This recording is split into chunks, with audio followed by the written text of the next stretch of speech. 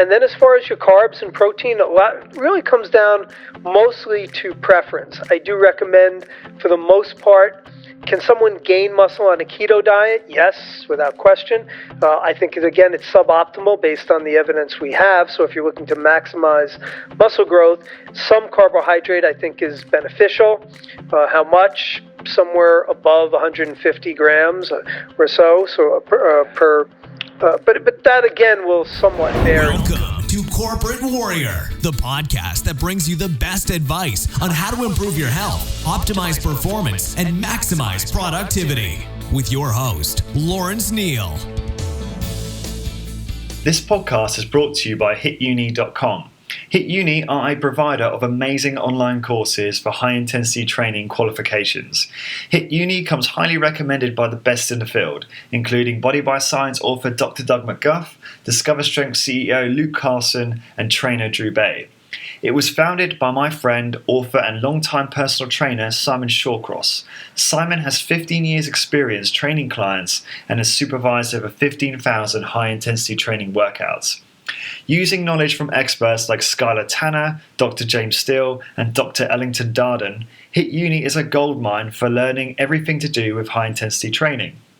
The courses are delivered online through the website, where you can learn via a variety of multimedia materials at your own pace. There's online support and a discussion forum where you can share ideas and ask for help. To learn more about high-intensity training and improve my own results, I started their personal trainer course. The content is amazing, and the courses are really easy to follow, and each section is organized into bite-sized chunks that give you a real sense of achievement after you complete each one. I should also mention that there is a DIY course. So this is the course for you if you're not necessarily a personal trainer, but you want to learn more about high-intensity training and how to implement it for maximum benefit in your own exercise regimen. To get your exclusive Corporate Warrior 10% discount on any course you purchase, simply head on over to hituni.com, that's HITUNI.com, and enter the coupon code CW10. That's CW and the number 10. So again, that's hituni.com, pick your course, and enter the coupon code CW10. Thank you for your support. Hey guys, welcome to another episode of Corporate Warrior with your host Lawrence Neal. Inspired by an endless supply of questions bouncing around in my head, I exercise my obsessive curiosity to understand how to optimize productivity in health, career, business, and lifestyle. My guests include health and fitness giants, underground, rarely interviewed exercise experts, high-intensity training specialists, New York Times best-selling authors, highly successful business owners, startup founders, life hackers, finance experts, extreme endurance adventure racers, biomechanics specialists, pioneers of productivity, and many, many more. My next guest is Brad Schoenfeld. I've wanted to interview Brad for a long time now, and I know you guys have been asking me to get him on the show for ages. In fact, I think he is probably the most requested guest. Brad is assistant professor in exercise science, director of the Human Performance Lab in Lehman College, I believe that is, in New York, assistant editor-in-chief for the NSCA Strength and Conditioning Journal, board of directors for National Strength and Conditioning Association, among many other things. Like many of you listening, I have personally experienced wonderful results from moving from a high-frequency approach to exercise to a low-frequency, but in my opinion, more potent approach to exercise known as high-intensity training. And similarly, like you, I try and stay open-minded because I just want to know what works the best. Brad has some interesting perspectives on optimal training for hypertrophy, and we do get stuck in the weeds on this one.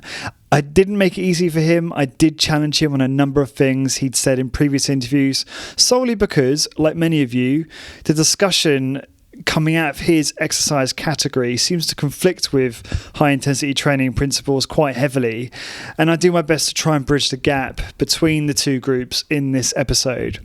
So the type of things we discuss include the upsides and downsides of high-intensity training, the process of muscle protein synthesis and why it might be beneficial to increase frequency with this mechanism in mind, theories on how to target and fatigue type 1 and type 2 muscle fibers more effectively. We discuss the concepts of periodization and deloading. We discuss the definition of exercise volume, for instance, in the context of high-intensity training, long TULs or time under load versus the fast reps and sets that he sometimes advocates. And then we finish up on nutrition, and I found this part of the conversation to be particularly interesting and useful in informing my own dietary strategy. And we talk about a lot more than that as well. So without further ado, please enjoy this interesting debate with Brad Schoenfeld. Okay, so Brad, welcome to the show. Thanks for joining me on Corporate Warrior. Ever since I started Corporate Warrior a few years ago, your name has actually come up more often, I think, than anyone else. And I'm not just saying that because we're talking now. And it is a real pleasure for me to be talking to you now, and I'm sure my listeners will be excited about tuning into this one. And what I want to cover are kind of the conflicts in the industry in terms of, high intensity training versus the other training modalities out there, and what I want to kind of uncover, like what you think are the most effective approaches for hypertrophy today, and get your thoughts on HIIT in general. So, as you know, I've interviewed a large number of experts in the high intensity training space, and it's been a while since I've had someone with a different point of view or who's put in a different category, shall we say, although I know you do. I've heard you say that HIIT has its purpose for certain objectives. So can we just kick off with starting off talking about, what do you think of high intensity training, or what do you think are the upsides and downsides?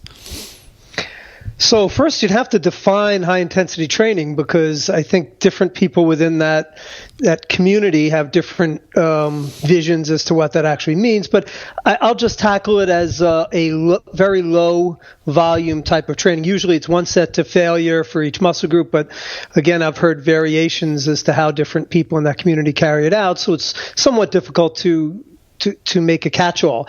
But what I would say is that in my opinion, the evidence is compelling that there is a dose-response relationship between volume and hypertrophy, and volume and strength too, to a lesser extent, but certainly volume and hypertrophy. And really, it comes from multiple. When you look at a topic from a research-based standpoint, you want to look at it from multiple standpoints. So it's been shown that intracellular signaling, which is the basis by which protein synthesis occurs, which is the basis of muscle growth, that intracellular signaling is upregulated and has greater impacts with higher volumes versus lower volumes. It's been shown acutely that muscle protein synthesis has greater effects with higher volumes versus lower volumes. We've carried out, I guess, as you would know, a recent meta-analysis with my colleague James Krieger, amongst others, and Dan Ogborn, another one who's I've done a lot of work with, a terrific researcher. And look, these are objective. One of the nice things when you do a systematic review with a meta-analysis, it's completely objective. So that we take out, and this is where narrative reviews, I've seen some HIIT narrative reviews, and they're obviously they're taken on by someone who's a HIIT proponent. Yeah, you can sway your evidence however you want. If you want to take a position, pretty much I could take almost any position and make that seem like I can make a case. It's just like a guilty. If you're a lawyer and you're a defendant of someone who's guilty of murder, you can make that person seem like a choir boy and that he's never done anything wrong in his life. And I'm not trying to equate that to HIIT, but I'm just saying that. So the narrative review has the potential for bias, whereas a systematic review with a meta-analysis, it's objective and it allows us to quantify results. So in our meta-analysis, you have to look at it from multiple standpoints. So that we had 15 studies that qualified, that met inclusion criteria, where we had a higher volume versus a lower volume. Only one of those 15 studies showed a positive effect, a favorable effect for HIIT, for the lower volume approach. 1 out of 15. Now, the chances that would happen by statistical probability are almost infinitesimal. It's just if you look at just statistical probability, it would be almost crazy to think that would happen by chance. And by the way, the one that did show the favorable effects. It was a very slight effect, by the way. It was done in untrained 70-year-old plus women, who I would make a case that maybe in that untrained state for someone who's sedentary and very old, that maybe pushing them to fatigue on multiple sets at the beginning of their training might have a slightly negative effect. So you look at that, and we have what's called a forest plot, which can show you that. And look at the forest plot; it's right in our paper. Then we showed that there was a significant effect of just higher versus lower. When we looked at it from a binary standpoint, you look at the higher volumes versus lower volumes. The higher volumes went out. Then we stratified. So we then took it to 0 to 4 sets per muscle group, 5 to 9 sets per muscle group, and 10 plus sets per muscle group. We showed a dose-response relationship. And that's very important because a dose-response relationship, again, gives greater confidence in a causality, in a cause and effect relationship. So really, and it showed we actually attempted to quantify the actual gains, and at the higher volumes it was almost double that of the very low volumes. So on all aspects, if you look at the body of literature, I think anyone that does not acknowledge that there is a dose-response relationship, and certainly that higher volumes can produce greater hypertrophy than lower volumes, is just not objectively looking at the literature. Now, with that said, then it comes down, so is HIIT a viable strategy? Absolutely.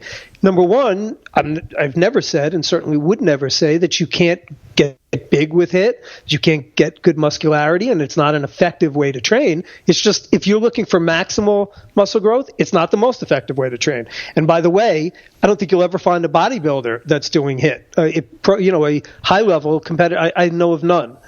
Even people throw out Dorian Yates. Dorian Yates did not do HIIT. So I've spoken to Dorian about that. So what I would say is HIIT is a very time-efficient way to train. If you want to get probably what I would say would be a majority of gains. I can't quantify. Would it be 70%, 75% of your muscular potential? Maybe it's somewhere in there. Could it be a little more? It's impossible to quantify that, but you can certainly get a very impressive physique through HIIT. It's very time efficient for a corporate warrior where you have a half hour on a lunch break where you want to train. Yeah, it's a very good strategy. But my audience and the people that follow me and my research focus is how do you maximize muscle growth? And I would say with a very high degree of confidence that a higher volume approach is better than a lower volume approach. Just a couple things quick. I'm sure you saw James Fisher's paper, Beware of the Meta-Analyses, which was a counter in a way. One of the claims was that, and I must say I haven't read that paper front to back, but I understand that his view or some people's view is that the quality of some of those studies that were in the meta-analysis weren't of. The view is that not all variables are measured, so things like reps versus time under load and intensity, which seem to be quite abstract. So what's your thoughts on that? So the criticisms on the quality of those studies that are analysed. Well, first of all, he wrote, James and some of his colleagues wrote a letter to the editor for our paper, not Beware the Meta-Analysis, but a letter specifically about our meta-analysis and questioning certain aspects. I would encourage you and your readers, we wrote a detailed response. Okay. And I think that there's a misunderstanding on their part about aspects of a meta-analysis. They got a bunch of things wrong with some of the questions that they raised, and that's all in print. So you can actually look at our response to what they wrote. But here's what I would say. That just quickly, where is that located? Because I put it in the show notes. That's really interesting. Yeah, so they wrote a letter to the editor, and we did a response to it. I can give you the link to that if you want. And, if you could afterwards. People can go to my ResearchGate page. It's our response is detailed well on that. And their follow up with I know they published. I think it was the one you're talking about, but that was published basically with almost the same stuff that they had put in the letter to the editor about our paper and just kind of rehashed it into the follow-up. So I would just say, again, look at that. When it comes to quality, yeah, you always have to evaluate quality. But if you look at the qualitative, I don't remember whether we listed it, but when we use what's called a Pedro scale, which is a qualitative assessment, the papers that we had were very high quality. And we actually had to take out an aspect of the Pedro scale called blinding, because you can't blind researchers to what's being seen. But here's what I would say to that too. When you're talking about the variance, that's actually you can look at that as a strength. And we actually noted this in our response to their letter to the editor, that when you show an effect with studies that have differences within the studies themselves, and you still see an effect, that actually strengthens your outcome. By showing that, hey, it's in elderly people, it's in people it's when you use slower tempos, it's when you use. So what I will say is that we controlled all the variables in our paper on volume. It was one volume versus another volume. All the other variables were the same. So if one group was doing, and they were all to muscle failure, which I'll get to in a second, actually, because I know that was something that they've talked about. But the rest intervals had to be the same. It couldn't be that one rest interval was lower than the other. Everything had to be. All the other variables had to be controlled. I do know that the group you're talking about had made a case about, well, maybe every set wasn't taken to absolute muscle failure. Well, I mean, here's what I would say. That's certainly possible. Every set was taken with a lot of effort in the studies. That's what I wasn't there for what for the testing of each of their studies, obviously. Yeah. But here's the thing, is that there is no evidence whatsoever that taking something to where the vein in the side of your head is bulging like a serpent to failure actually has greater effects on when you can start showing that is a viable argument that produces significantly more muscle growth, then I'll address that. But there's zero evidence of that. Zero. And actually, there's evidence to the contrary of that. Now, certainly you have to train with a very high amount of effort. But let's say they didn't actually bring it back down and try that last rep and fail. Well, there's zero evidence that, and it belies a logical basis as well, that somehow that little partial rep of doing that was going to somehow drive the growth process. So again, on every level, I just don't see that as a valid argument. And I'd also say, by the way, we did multiple sub-analyses, which also this will strengthen it as well. When we looked at only the studies that use direct measurements of growth, so ultrasound, MRI, so we're actually measuring the site-specific growth rather than like bioelectrical impedance or DEXA, which is a whole body and is less sensitive to overall changes, we actually strengthened the results in favor of higher volumes. So by using these more accurate measures of growth, you actually see a greater effect of the higher volumes. So again, I am always willing to change my mind. That you got to come to the table with better evidence than that. And what I would say is, after what I've just told you, it's really compelling. There's many things that I still am hazy about, and I equivocate when I give advice. I'd say the volume aspect, as far as the ability of higher volumes versus lower to produce growth, is one of the most established principles that we have at this point. I would say it's really beyond debate as far as I'm concerned from the literature. Cool. I'm going to, you raised so many questions for me there, and I'm going to skip ahead. This is how these things work. You have this orderly number of questions, and then you end up just bouncing around. So talking about volume, so you mentioned there, and you mentioned in a previous interview, obviously you didn't think high intensity training was optimal for hypertrophy because one of the reasons because the volume isn't high enough. Dr. Doug McGuff, who I'm sure you're probably familiar with, is popular for saying that if you compare a HIIT subject, so a subject trainee who does high intensity training, so traditional single set to failure with a slow and controlled cadence, versus multiple set high frequency subject, and you actually review the total time under load, the HIIT subject can in most cases have a longer time under load despite the significant reduction in, say, total repetitions, because let's say they're doing a set and they're doing 10-10 cadence versus someone who's doing multiple sets but they're only lifting the weight for 1 or 2 seconds. So what do you make of that observation? Because that's that kind of volume can be a dangerous word, because some people just associate, more reps, more volume. But surely if your reps are, your time under load is, your cadence is really long, then your volume is equal, if not greater. Is that but you're throwing a different variable in there, Lawrence. So then if you want to look at that, you'd have to look at a 1 set with a 10-10 cadence versus 3 sets with a 10-10 cadence. You're comparing apples to oranges. Now you're going 1 set with a 10-10 cadence versus 3 sets with a 1-1 cadence or whatever. And that's, again, now you might look at that as an ecologically valid way to look at things, but that is not looking at again, when we look at volume, it's equating the other variables. If you want to start throwing in alternative variables, you have to equate them. I can't specifically address and by the way, there's zero, he can talk about the 10-10. There's only been one study to this point that has actually looked at hypertrophy in what you would call a super slow versus a traditional cadence. And they used they both equated the number of sets. So it was a 10-4, I think they did. It was a study by Schoenfeld back in 2012.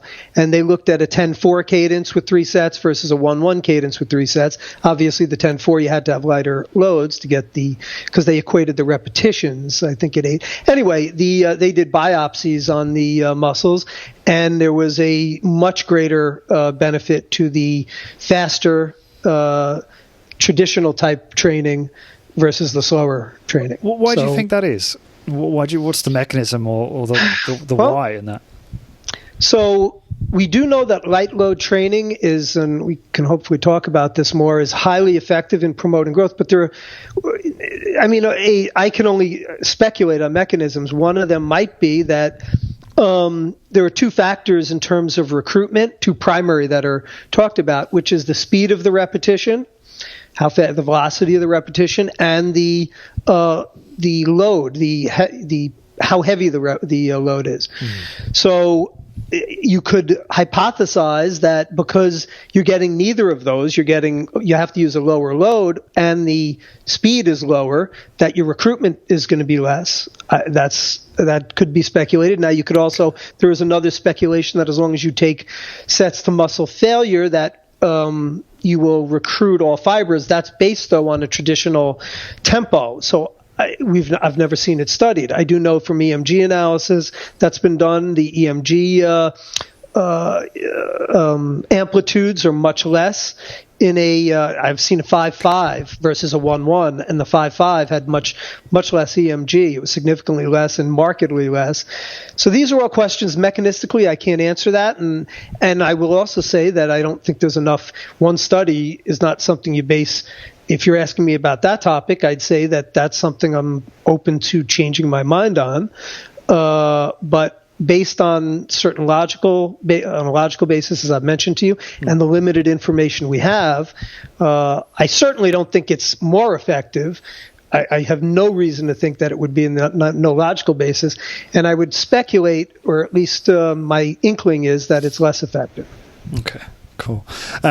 There's a couple sort of conflicts in my mind, and there's one I wanted to ask you about.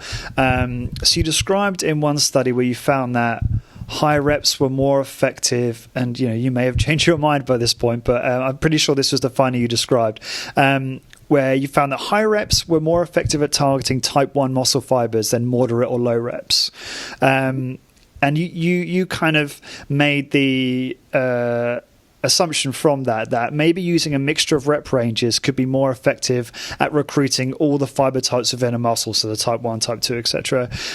Conversely to that, it was my understanding that fiber recruitment occurs in an orderly fashion. So in other words, for those listening, the type 2 fibers aren't easily recruited until type 1 fibers are actually fatigued. So in line with the HIIT community, they would argue that HIIT workout, form a single set to failure, is going to effectively recruit and fatigue the whole spectrum of muscle fiber, and that there's no need to vary the reps with that or loads of that to that end. Can you help me bridge the gap there? Because I was stuck, stuck in the paradigm of there's orderly recruitment and that is all there is when it comes to recruiting muscle fibers, but it sounds like you have a different view on that type of thing. Well, first of all, the type 1 fibers do not necessarily drop out. It's not, when we talk about orderly recruitment, the type 1 fibers will be recruited first, but it doesn't mean they have fully dropped out of the training across the spectrum of a set. So that's number one. Number two, I can just tell you what the literature is showing, and I can tell you that we have a paper that is currently in review that, again, gives credence to the fact that higher loads target, and again, it's target. It doesn't mean that you're only getting type 2s so you're certainly getting a lot of type 1 development. So it comes down now to shades of gray. Type 2s are targeted to a greater extent, and hopefully our paper will be published shortly, and you can view that once it comes out. We'll have more to say on that. I'm crap at reading papers. I'm so lazy, but sorry, go on. But then your type 1s seem to have greater they tend to have greater recruitment I shouldn't say recruitment, I'm sorry. They tend to have so type 1s have greater hypertrophy, with the lighter loads, and the type 2s tend to have greater hypertrophy with the heavier loads. That's been shown through biopsy, looking at biopsies. Now, again, it is somewhat nuanced. Is it unequivocal? No. But that does give credence. Now, here's the other thing you'd have to say. How much of a difference then how meaningful will the difference be by training across that spectrum of reps? I would venture to say that for your average stockbroker or corporate warrior, if you will, who's training and he's not looking to compete in a bodybuilding show, it probably is not going to be, will not look markedly different. But if you're a bodybuilder, a physique competitor, or just some dude who wants to get as jacked as possible, could that make a difference? Yeah, I think it could. That is where the interpretation of research comes in. I can report, and again, there is now pretty compelling evidence, and you'll see with our paper, that there seems to be a differential response between light versus heavy loads. And look, here's what I would say, that a light load set is keeping the type 1 fibers under tension, under load for a longer period of time. I actually like the term under load rather than under tension, because tension is somewhat non-specific to the amount of tension. But it's keeping the type 1 fibers under load. And what are type 1 fibers? They are more endurance-oriented. So I can just give you a hypothetical logical rationale that maybe by keeping them under load for longer periods of time, that would tend to promote an adaptive response that would not be seen with a shorter set. Good stuff. Okay. Okay, so James Krieger, who's a colleague of yours, I think you do a fair bit of work together. Is that still the case? Yeah.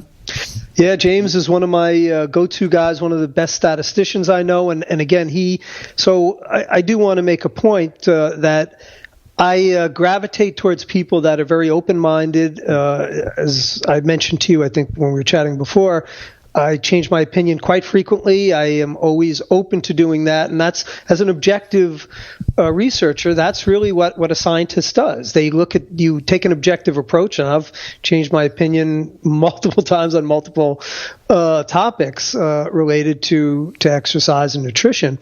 And James is really shares that the same values, as do some of my other colleagues. I just want to throw shout outs to some of the other ones. I've worked with Alan Aragon, another really great sports scientist, does a lot in the nutrition realm. Brett Contreras, one of my great friends and a true scientist that I've done a ton of work with. Another one is Eric Helms, who's just getting his PhD in New Zealand. And these are guys who just are, I think, really at the top of the game as far as being open-minded and really being able to bridge the gap, because we're not just researchers, but we have practical understanding, and that's really important. We've been in the trenches. I was a trainer for 18 years, so I had a lot of time where I was not a researcher and developed an understanding of what we need to study. And yes, anyway, just to get back to your point, James is a really great sports scientist and someone that I've collaborated a lot with. So he said that. So he was explaining on an interview I heard him on that protein synthesis happens immediately after training. So from that, he's saying that your muscles actually grow immediately following the exposure to the stimulus. And I've always thought that, you cause the stress from the training, you cause the trauma, and then you'll recover after several days to a baseline, and then you supercompensate. That's certainly what the HIIT community will say. So what this seems to, in my head, it seems to be a complete opposite view on muscular recovery. So what are your thoughts on that? So I don't want to comment on something I haven't heard. I don't know what James actually said and whether he was misinterpreted, but your muscles grow based on the difference between, it's a protein balance difference. So it's protein synthesis versus protein breakdown. During training and within certain periods after, you're going to have an elevation in protein breakdown. Once you then consume protein, diet protein from your foods, that will elevate protein more so, and you will then get that basis where protein synthesis is spiked. So the time course of how the muscle develops is when you have to look at the troughs and the peaks and troughs of where protein synthesis and protein breakdown occur.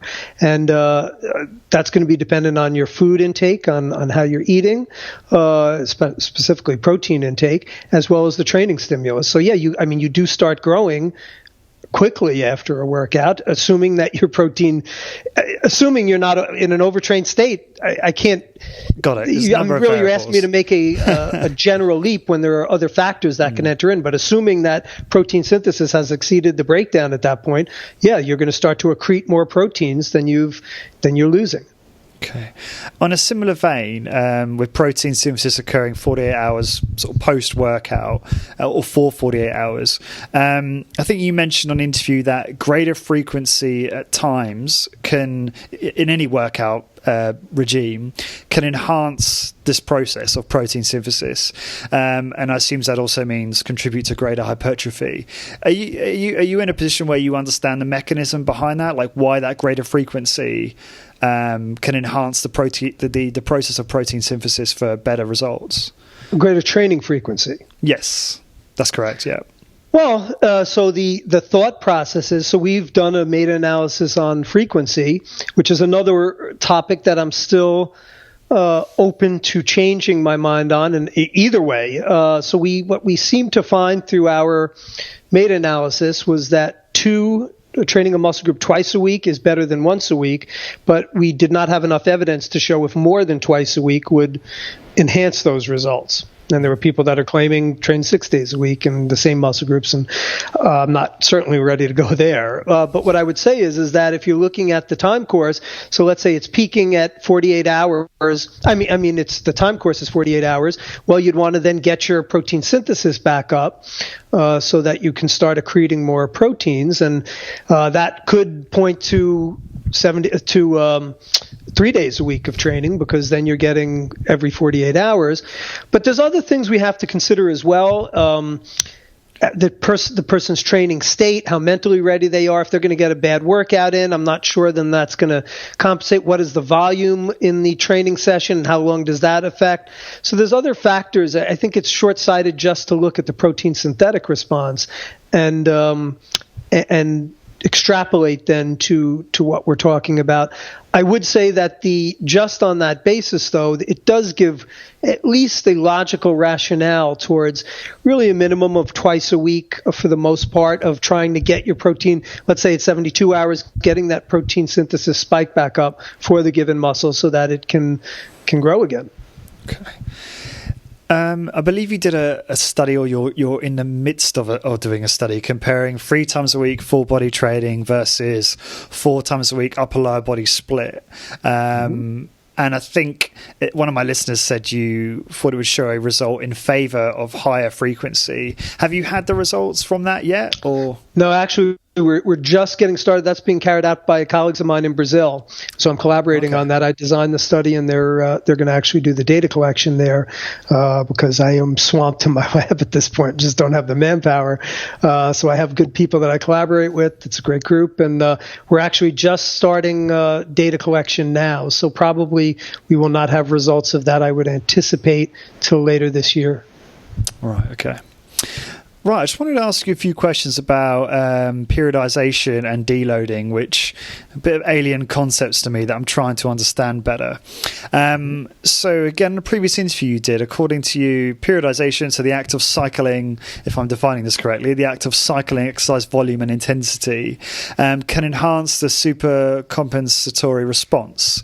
Is that correct? And how does that work? I suppose if you could start by defining intensity from your point of view, and then why you think periodization is an effective protocol within exercise. So this is now largely theoretical. So there's some very good. So by the way, periodization is a topic I think where people, in my opinion, based on at least my definition of periodization, perhaps is not what some others are. Because periodization to me is a concept, not a defined model of training. And the essence of periodization is manipulating variables over time to achieve a given fitness outcome while reducing the potential for overtraining. So it is not. We need, you can have a classic periodization model by Matveyev, and that does not mean that's the only. That's one way of doing it, where there's really endless numbers of permutations that you can go about.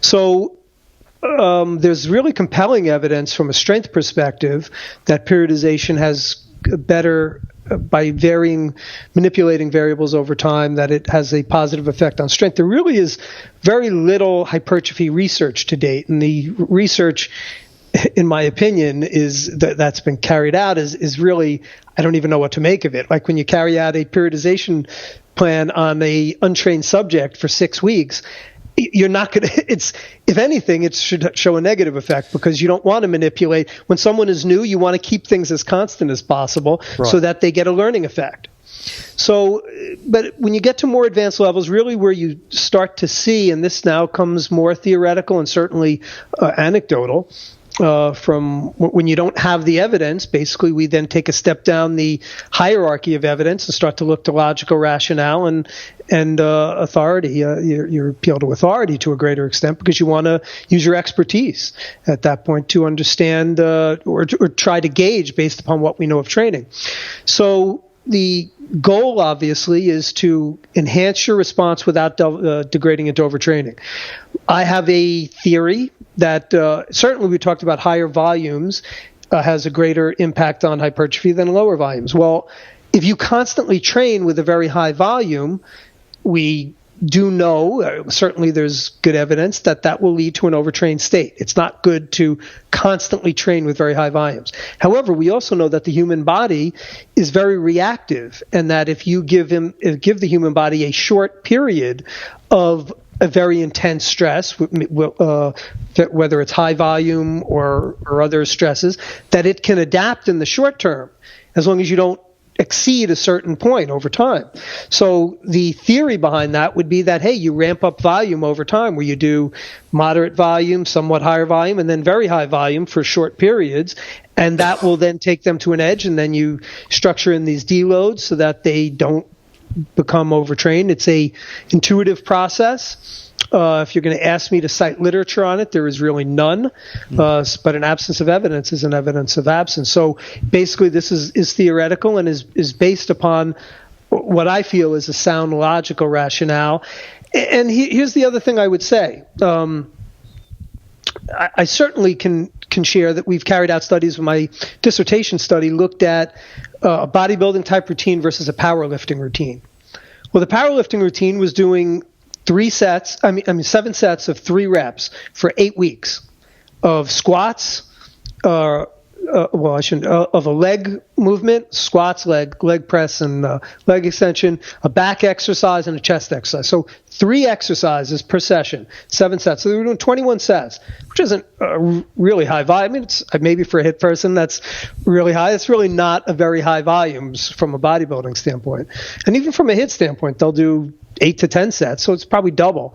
But they were doing 3 repetitions. Every one of those subjects by the end of that study were toast. So if you're training with very heavy loads for periods of time, and that was 8 weeks without having any break like a deload, I can tell you we reported it in the study, just that there was a couple injuries in that group, and and again, we do these exit interviews. It was compelling how overreached they were, and obviously, if we had have kept doing it, they would have delved into overtraining. How big was the group? We started with 10 per group, and we finished. I think that group finished with 8 subjects. We had 2 dropouts due to injuries. Really? So did you see if had their performance stagnated or regressed in any way by the end? Well, no, the performance actually kept going. Well, I shouldn't say kept. The performance was very high. It was higher than the moderate group, but we didn't do midpoint testing, so it's hard to know. Let's say if we did testing at 6 weeks rather than 8 weeks, would they have shown an even better effect? Like, we just did baseline and then post study. So we don't know that somewhere along that line, like if we had done a 4-week, if we had tested, let's say every 2 weeks, that would have been interesting. We could have seen, hey, maybe at 6 weeks they would have gotten better results than at 8 weeks. Yeah. So it's interesting you talk about deloading, because I wanted to come on to that next. So I've heard you advocate deload period of active recovery, where you reduce the volume periodically. By the way, that's not active recovery. That would not be active recovery. Active recovery is where really you don't do any resistance training. Usually I would advocate that after a really strenuous overreaching phase. But over time, deloading really is just reduced volume or intensity. And intensity would be as a percentage of 1 RM. So I guess the high intensity training counter to that would be, why not just take time off the gym completely and return to the next workout when fully recovered? You can. I think that you lose some neural. So basically, doing some type of training has benefits from a neural standpoint, that you're keeping exercises ingrained in you, and you don't get any drop off. How much of a decrement would it have just to take a week off? That would be active recovery. That's certainly a strategy. I'm not going to say that wouldn't work as well. Okay. Right. So there could be detrimental effects on the skill aspect of the training, right? If you take too long off. Okay. Interesting. Okay. You mentioned that advanced trainees may need greater volume cycled with deloads. Why is that? Because I'm trying to understand. So that was from another interview you did some time ago, talking about how advanced trainees will need greater volume. Is that to challenge their I guess the strength that they've built up to in order to develop further? Yeah, so this is where the hypothetical aspects. So I do want to also say that research is very limited. We like to think that we can get all the answers from research. Research has many, many gaps. So we're presented with a body of evidence. And I think this is probably a good time. I'd like to just address what an evidence-based practice is. And I think this is something that's really misunderstood. A lot of people think evidence-based practice is just defer to the science, defer to what research says. And that's not it.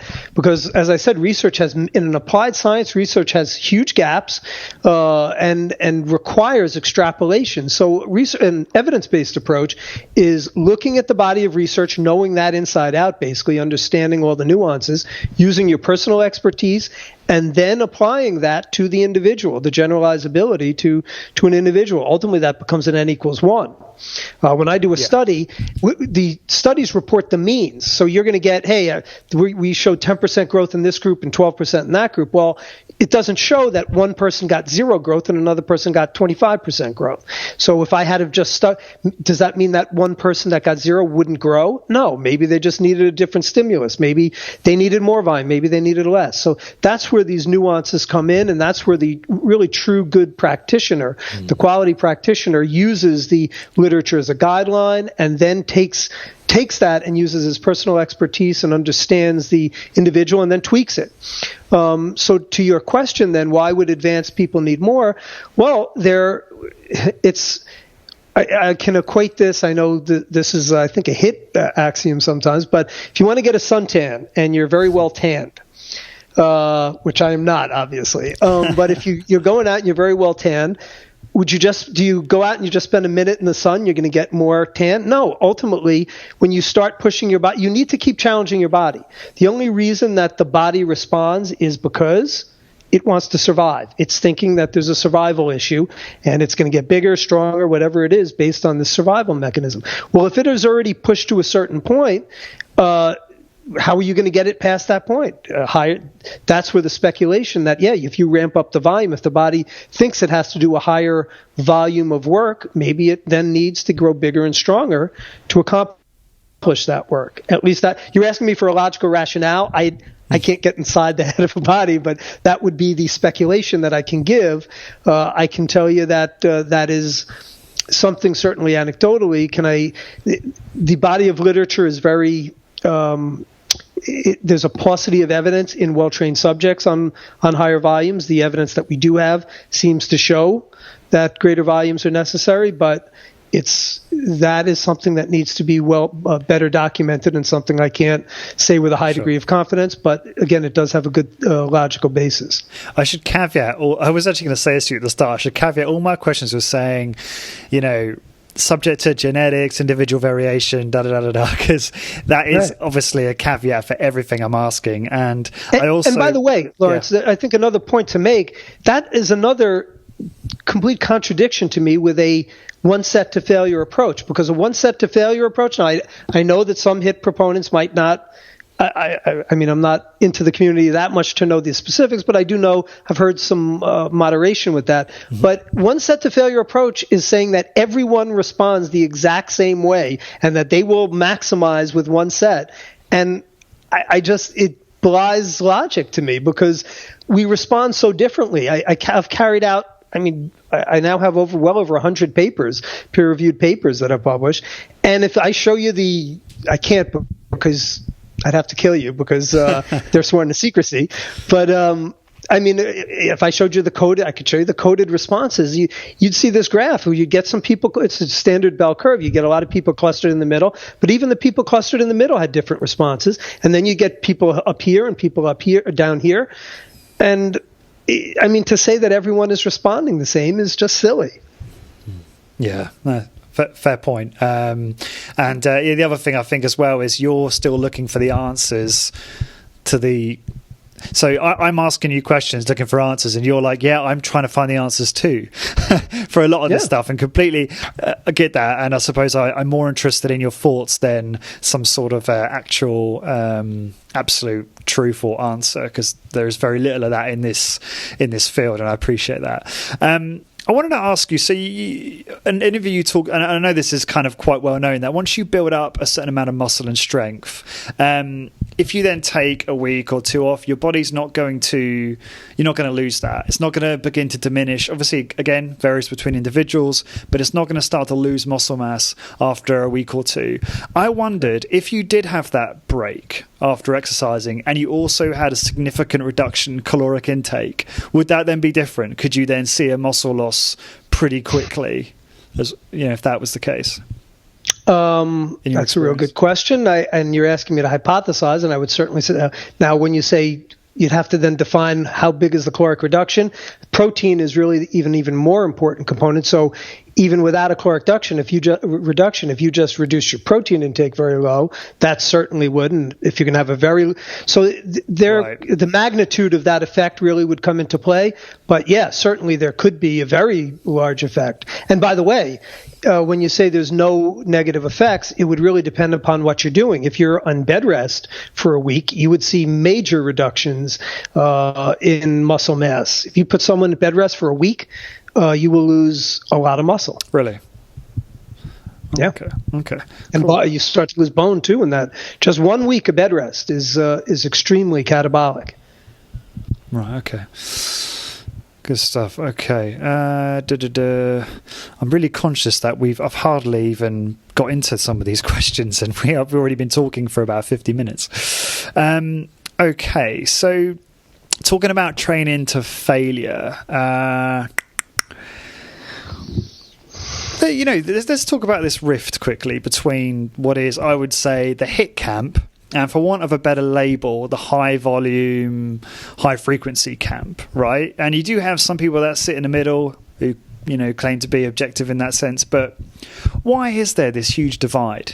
in these two groups of people.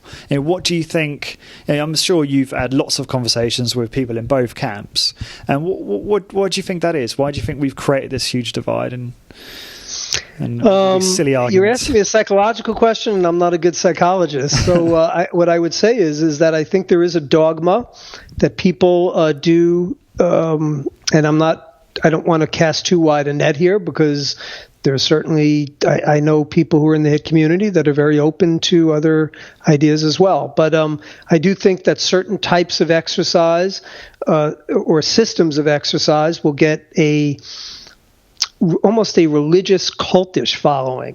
And certainly I've seen that in not just HIIT, but just in other aspects and nutrition too as well, where it starts to cloud judgment, I think, where they just take I think people, number one, will start taking things as fact because it's been preached by, they'll hear from authority figures. And I think sadly there are some people in the science community that also get very biased, that they latch on to something and they take the backwards approach of saying, all right, well, this is my belief. Now I want to try to prove how this is the case, rather than the true scientist who says, all right, this is my hypothesis. Now I want to see whether my hypothesis actually pans out. And I mean, I've changed like I said, half of my studies have changed my opinion on what I've thought. And that's the true scientific approach. So I'm not looking to disparage anyone. And certainly I would just say that some people might not really be immersed in the literature enough to know. And some people are very, I think, prone towards anecdotal evidence, what they see, rather it's, hey, I see great results from this, so this has to be the best, when it's not taking into account that, hey, if you did something else, you might actually see better results. Yeah. You can't know that unless you actually test it. So I think there are a multitude of potential reasons why that's the case. And by the way, there's not saying in the non-HIIT community, there's plenty of that as well. People I've heard having very hard opinions when I'm like, I might agree with you, but the evidence is way short of really showing us that that's the case at this point. So one thing that research really does is it humbles you, being involved in research, carrying out research, understanding it, delving into the literature. You start seeing get different studies that have different results and seemingly the same populations with very similar methodologies, and you just start saying, you know what, until we get I want to hedge a lot now, because we don't know what we think we know, and until we actually get a large body of evidence, you want to be much more equivocative. Okay.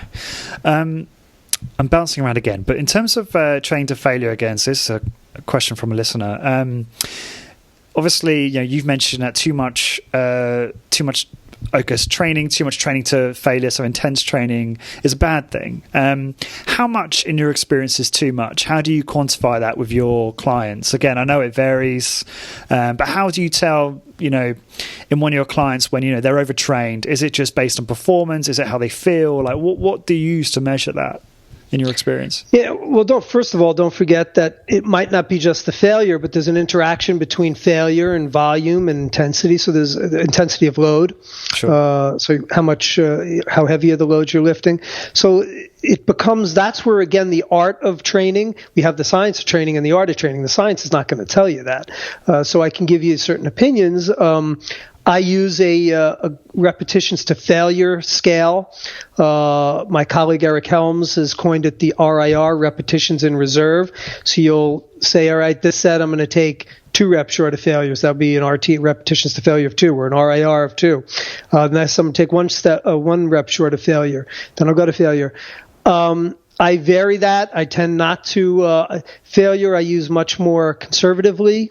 A lot of times just on the last set, but sometimes that's kind of my default. Is we'll do it on the we work up to that, where we have some sets that are 2, 3, 2, 1 short of failure, and then 1 set to failure at the end. But that again is malleable, and that you have to then.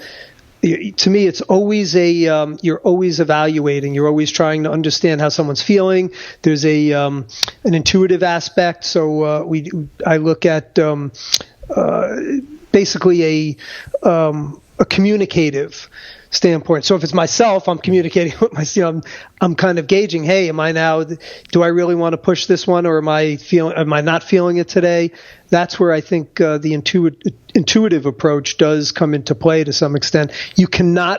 I don't think it's good to take a hard line effect and say this is the routine you have to do, and that's what we're carrying out. Because how you feel is going to affect how you perform and ultimately how you're going to respond afterwards.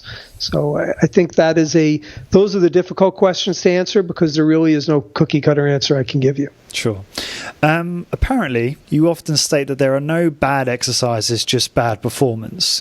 Do you think that there are any exercises that the average trainee is better off leaving alone or can do without? Any that come to mind? I guess with high risk factors potentially, or just are ineffective in your view? I mean, not that I would say, because virtually every answer I'm going to give to an applied question is it depends. There are certain principles, but I can't answer that because it would depend upon what their goals and abilities are. And is there something offhand that I would say never do? No, but look, there are certain exercises where I think the risk reward starts to become an issue. But if you're willing to, then it comes what are you looking to get, and how use the example how of much are you willing to take that risk? Someone who is just not looking to improve their athletic performance, just wants to build muscle mass, but do so with the absolute minimum risk. So I suppose if you assume the view that you can stimulate So muscle, I would say they should probably not do a Turkish get-up, because it's just not going to add anything to the routine.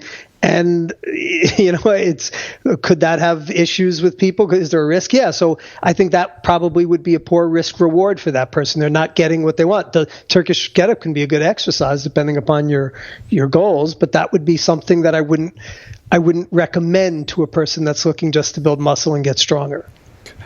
Again, this might be a difficult one to answer, but I know people that are listeners are probably thinking, what is Brad's view on a optimal training template for hypertrophy? I appreciate that, again, it will vary massively depending on the individual and performance and goals and so on, but they're just trying to build muscle mass. What are the kind of principles that you preach, in terms of training, nutrition, what does that look like for your clients to have the most success?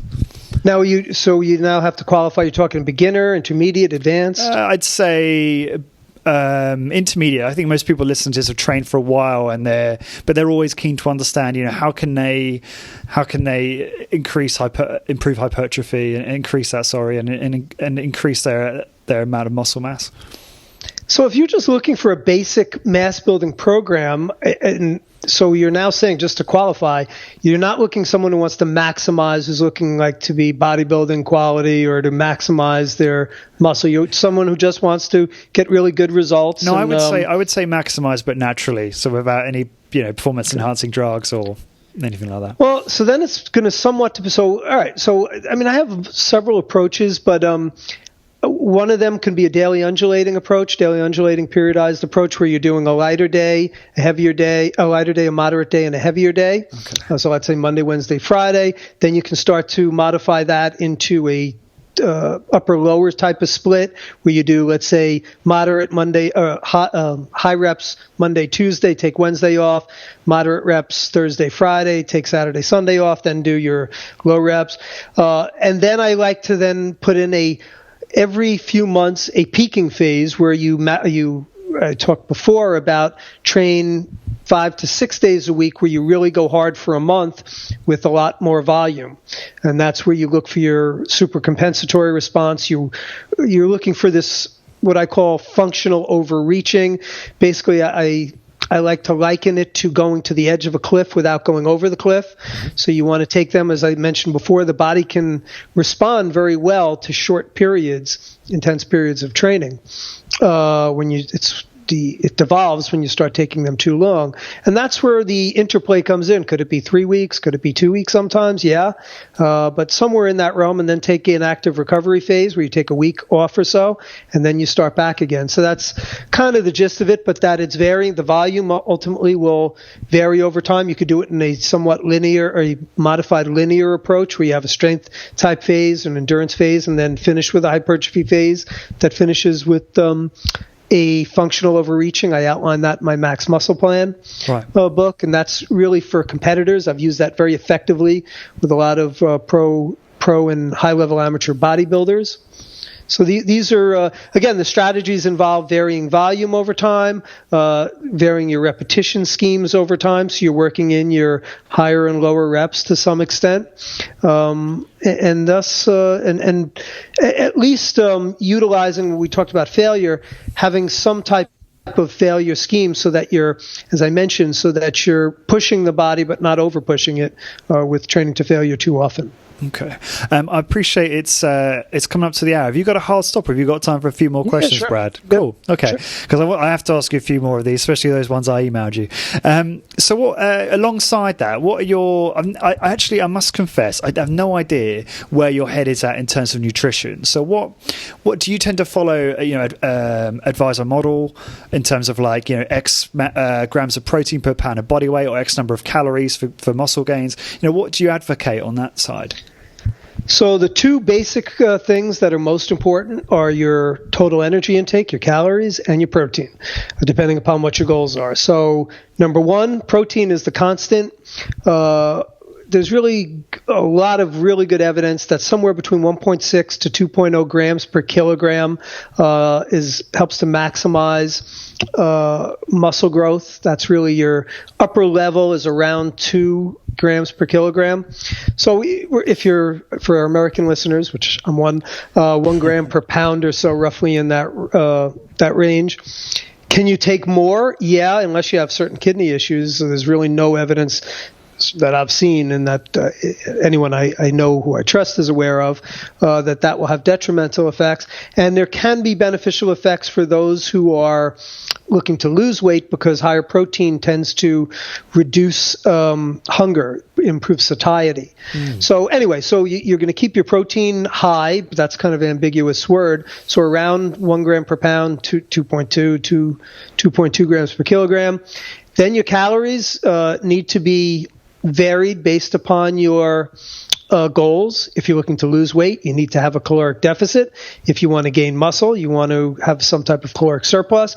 I tend not to like to go to extremes on either end. I don't think a huge bulking phase where you look like a sumo wrestler is a good strategy, because once you diet down, you're going to end up losing a lot of the muscle. So I like to keep them in a kind of a clean bulk range of somewhere between 300 to 500 calorie surplus, somewhere, and then you tweak that. And same with losing body fat. It's somewhere around a 500 calorie deficit. And that can be garnered through diet as well as some cardio if you'd like.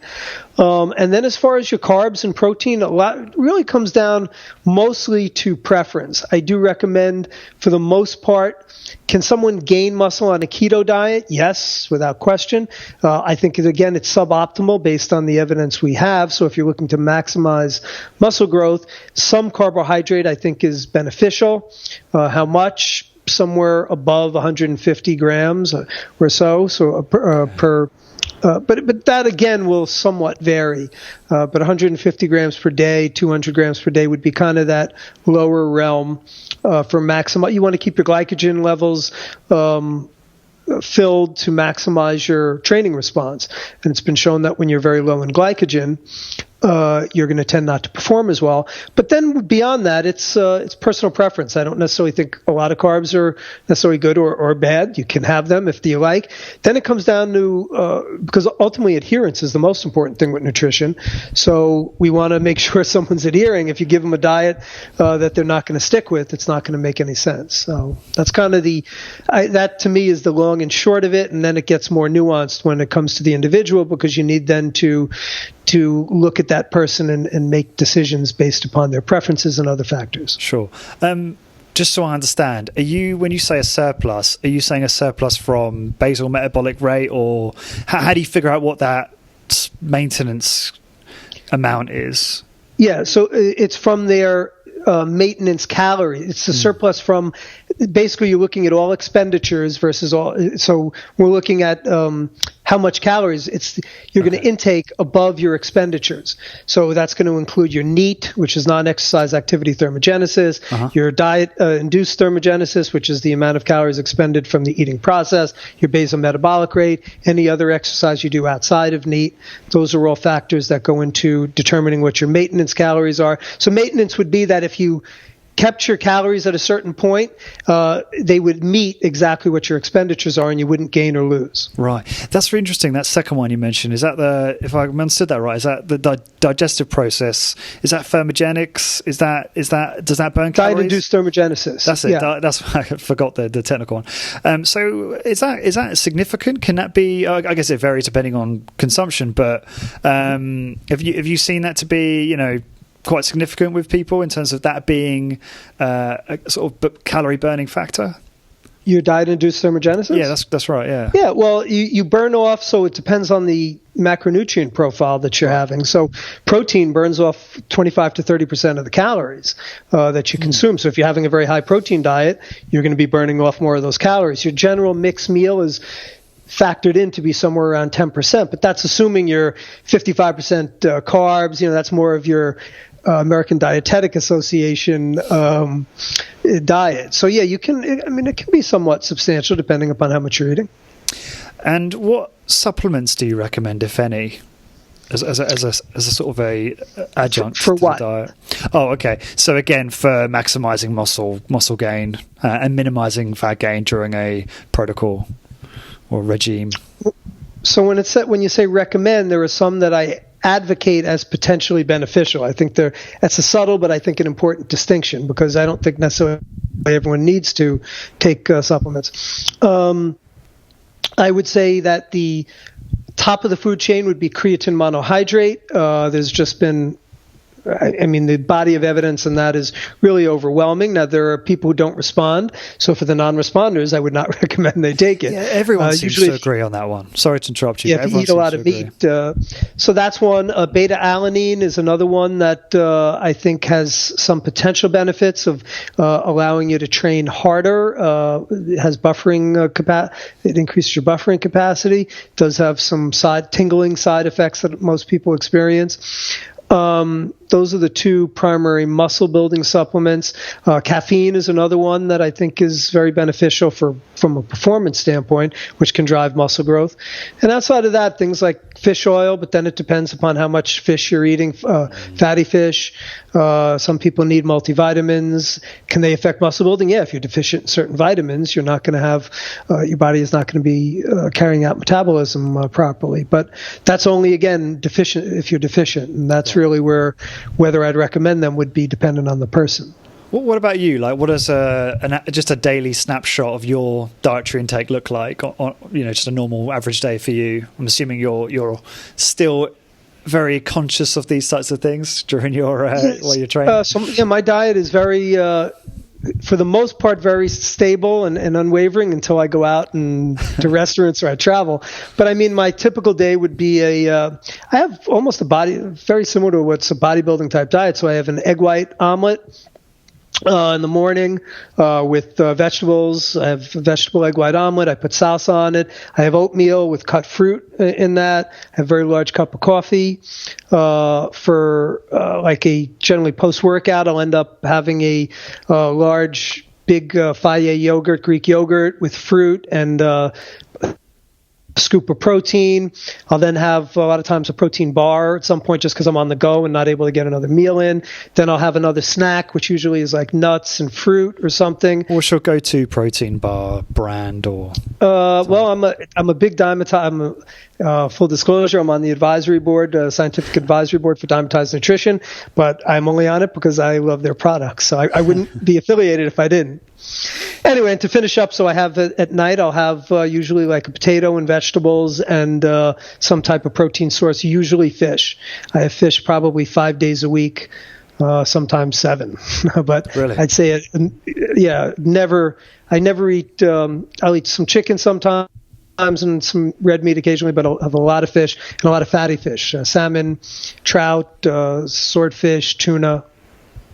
Cool. Okay. Good stuff. And you mentioned there sometimes when you're traveling or going out, will you ever eat any sugar or junk food or anything like that? Or do you abstain from all of that completely? So first of all, I forgot to mention there was always a glass of wine at dinner. So that's how I get my resveratrol and and my vitamins. That's how I like to convince myself. As far as sweets, I'm not a big sweet eater, but yeah, I will if I'm going out if I'm out at dinner. I don't have it at home, but if I'm out at dinner and there's a cheesecake or something, I have been known to indulge. So. That's good to know that you're human in that respect. Okay, cool. So let me know, by the way, if you need to shoot. But I was going to ask you some sort of rapid-fire questions. Yep. So obviously I sent over some of these in advance, and I'm really interested to hear your answers. So you're so involved in health and fitness. You're a prolific researcher. So what have you changed your mind about in the last year in health and fitness? That comes to mind. So I don't want to just limit it to I'll just give you a few that I've changed my mind on over the past few years. But the first was the validity of the anabolic window of opportunity, where you have to consume protein within 45 minutes of your workout or you go catabolic. That's really the key to unlocking muscle growth.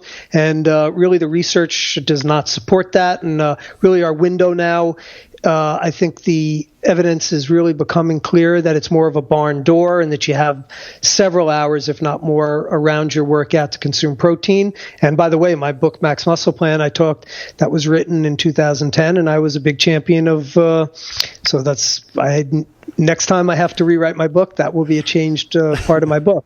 That was one. High versus low reps. I was, up until a couple of years ago, I'll give a shout out to Stuart Phillips, a really great researcher at McMaster University in Canada. Opened my eyes to the research, and I was skeptical. It was being carried out in untrained subjects, and I said, you know what? Untrained subjects get bigger from cardio. They're just doing it because it's a novel stimulus. I carried out my own study in well-trained subjects. I was convinced, my research hypothesis, we're going to see much greater growth in the heavier weight group. And lo and behold, they had the same growth, and it's been perpetuating since then. And I'm now a full believer. I think the evidence in that is compelling as well, that you can get big doing at a very varying your rep ranges across a wide spectrum. The frequency thing was something I had always thought that a bro split, like typical bodybuilding, just doing it one day a week. I'm starting to come around to saying that certainly open that 2 days a week might be superior or more. So just a lot. I think it's my views on training are constantly evolving as the research evolves. And as I mentioned earlier, there's just so much we still really don't know, or that is, we have evidence on both sides. I think that some of it's stronger, and that's how my mind starts working. But then you start getting more better research in terms of, let's say, more direct. You might have research that's been using DEXA, and the ability of DEXA to show subtle changes in mass is somewhat limited. So when we start getting more MRI evidence, that would then trump that evidence of DEXA to me. So these are all things I take into account, but those are certainly a few that I've changed my mind on recently. Cool, and that's really interesting. Good stuff. And which book, Health and Fitness, I suppose, would make the most sense? Have you gifted the most to friends and colleagues? I'm not sure it would be a health book. I mean, outside of my own books, I'm not sure it would be a health book, but the 7 Habits of Highly Effective People, which I think works its way into every aspect of our lives, including health, by Covey, is just a really good read. It, I think, provides, I think most people kind of go through life unstructured, and I think by understanding some structured ways to become more effective, you become more successful and you become healthier and better in your life. What insight about health and fitness have you acquired that seems obvious to you but might not be obvious to everybody else? So that's a loaded question. So, I mean, depends upon when you say everyone else. I would say certainly we have the keto diet sect. Some people might call them a cult. I won't, but but where it's just this rabid thought that keto is the be-all end-all of health and body fitness and getting into great shape. And some people think that the only way you get lean and shredded is to cut carbs. And I'm here to say that if you're asking me, a eternal truth is that it comes down to the calories and that you can get shredded. Bodybuilders over time, if you go back to the late 80s, 1990s, guys like Lee Labrada, Lee Haney, they were cutting their fat to like 10%, 10% of their diet and eating 50% carbs, and getting shredded. So the thought that carbs are the evil of body fat and health, I think is, to me, that is a no-brainer myth. Okay. And by the way, if you look at the blue zones, which are the longest living people in the world, virtually all of them have high carbohydrate diets. So, yeah, and observation, so correlation is not causation, but when you just factor everything else in, it does provide a compelling thought process. Yeah, and I've heard some people talk about that recently, and I think one of the common denominators would be that they didn't consume any sugar, or very little sugar, or junk food. I mean, carbs break down into sugars, so that's kind of a when people talk about sugar, they're talking like table sugar, but carbohydrates break down into sugar. They're broken down into glucose in the body. So anyway, I'm throwing that out there, but again, if you look at the literature as well, it just does not support the case. Every metabolic ward study that's been done on the topic shows no differences in fat loss when you equate, assuming that protein is equated. So this is where, again, people can play, the people who know how to get around their research, they can play around with research, right, and just show that, if you don't have equated protein, then you're going to see better results for the keto diet. So what does the first 90 minutes of your day look like at the moment? Do you have a set routine that you sort of follow? The first 19 minutes of my day? 90. Yeah. Oh, 90. Oh, yeah. So very regular every time. So I go down. The first thing I do is make my breakfast, eat my breakfast. That probably is a half hour.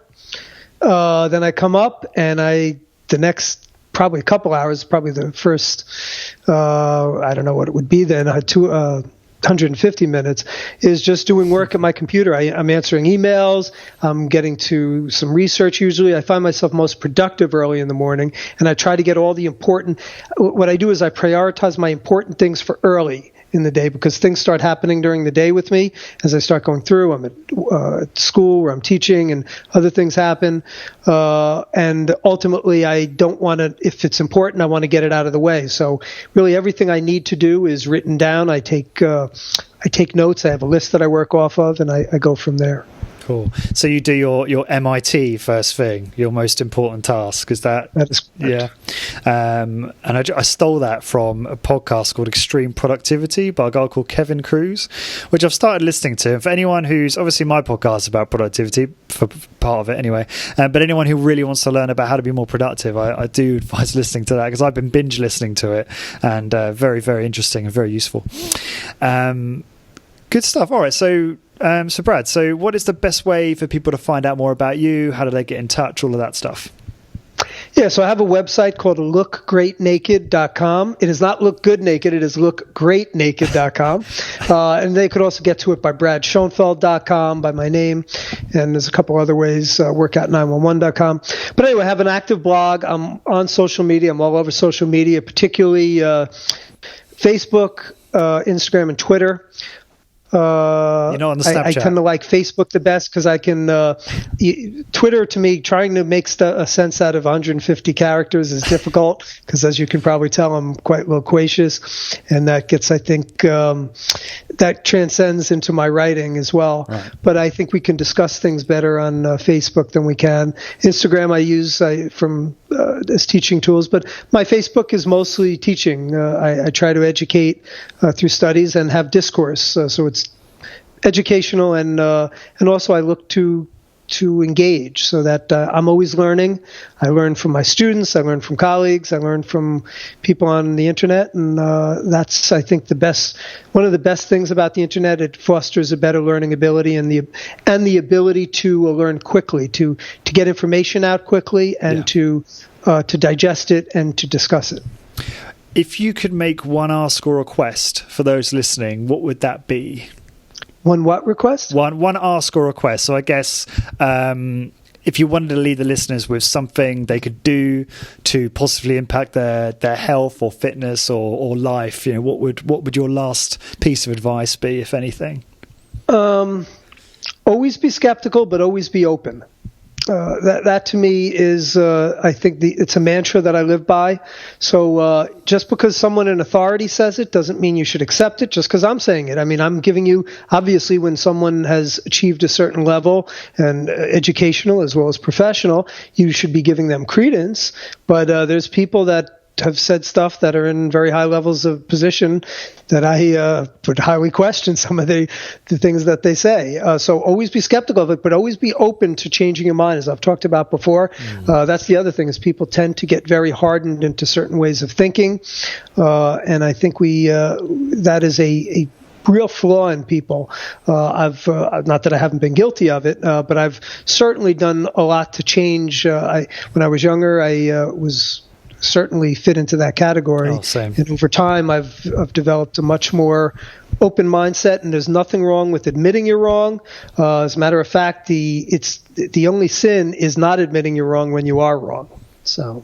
Yeah. Oh, yeah. I completely relate to that. I alienated so many of my friends years ago when I was so dogmatic about one exercise approach, and learned my lesson from that. To all those listening, if you enjoyed this episode, please take a moment to subscribe. Send it to someone you love and care about, who you think needs to learn more about this stuff. And then go leave a review on iTunes, which helps this podcast out hugely. To find this episode and the show notes and resources, everything that Brad's mentioned, and all of the episodes, go to 15 minutes, that's 15minute, corporatewarrior.com/podcast. And that is it. So, Brad, thank you for the extra 20 minutes. I appreciate it. And it's been my pleasure, Lawrence. I will let you go back to your incredibly busy, but you have quite a work ethic. Your resume is pretty impressive, and I'll certainly be describing that in the show notes, and I'll let you get back to making that impact. This podcast is brought to you by HitUni.com. HitUni are a provider of amazing online courses for high-intensity training qualifications. HitUni comes highly recommended by the best in the field, including Body by Science author Dr. Doug McGuff, Discover Strength CEO Luke Carlson, and trainer Drew Bay. It was founded by my friend, author and longtime personal trainer Simon Shawcross. Simon has 15 years experience training clients and has supervised over 15,000 high-intensity training workouts. Using knowledge from experts like Skylar Tanner, Dr. James Steele, and Dr. Ellington Darden, HitUni is a goldmine for learning everything to do with high-intensity training.